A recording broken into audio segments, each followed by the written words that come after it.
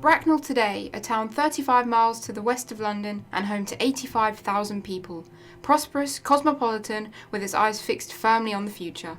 It seems impossible to believe that between the wars, Bracknell was a small market town that retained a profile virtually unchanged since the Middle Ages.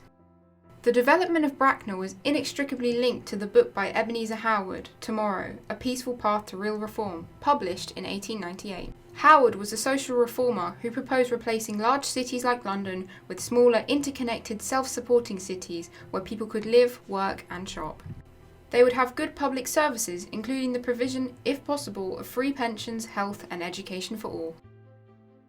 Many of Howard's ideas were novel for their time: community ownership, zoning for industry, housing and shopping with glazed shopping centres, and an abundance of open spaces, including a protective surrounding of rural land or green belt.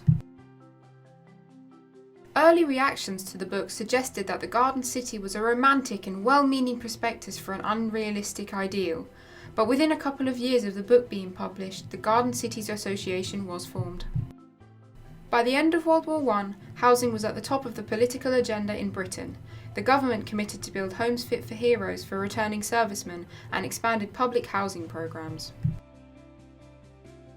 The Addison Act of 1919 facilitated the building of new houses, including in Bracknell, but it was not until the 1920s that proper plans and potential locations for a ring of satellite new towns around London were proposed. These plans didn't come into fruition until after the destruction wreaked on the capital in the Second World War. Sleepy Bracknell was designated as a new town in 1949, but its post-war revolutionary brutalist buildings, such as those in Charles Square, have since been replaced in a further vigorous redevelopment programme, namely the Lexicon, completed in 2017.